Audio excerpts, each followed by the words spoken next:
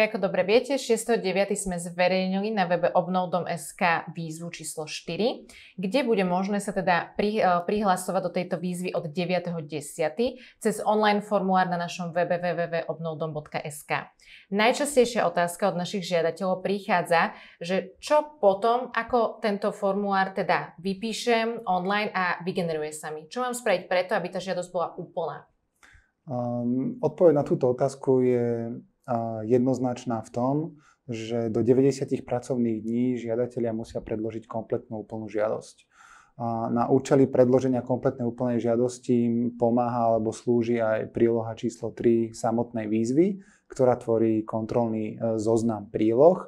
Vo všeobecnosti možno povedať, že sú to 3 základné prílohy. Prvou je podpísaný formulár žiadosti, ktorý majú, teda disponujú ním tým, že bol vygenerovaný elektronicky. Potom je to projektové energetické hodnotenie alebo energetický certifikát rodinného domu, ktorý popisuje východiskový stav rodinného domu.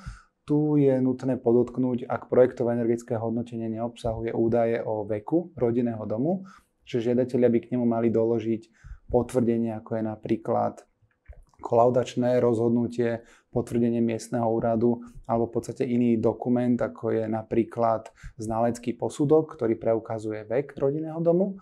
Ďalej je to potom farebná dokumentácia rodinného domu podľa prílohy číslo 5, opäť spomínanej výzvy.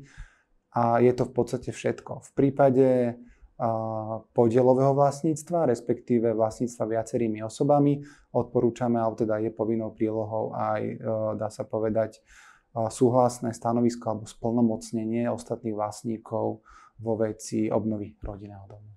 Super, ďakujem. Ja ešte by som rada dodala, že žiadosť treba doručiť aj s prílohami, teda úplnú Slovenskej agentúry životného prostredia do 90 dní od vygenerovania online formuláru a to môžete spraviť buď cez Slovensko.sk elektronicky, alebo osobne na jednej z regionálnych kancelárií, máme ich 10 po celom Slovensku, alebo poslať poštou, ale to prosím iba na adresu podateľne, čo je Rožňovská 24 v Bratislave.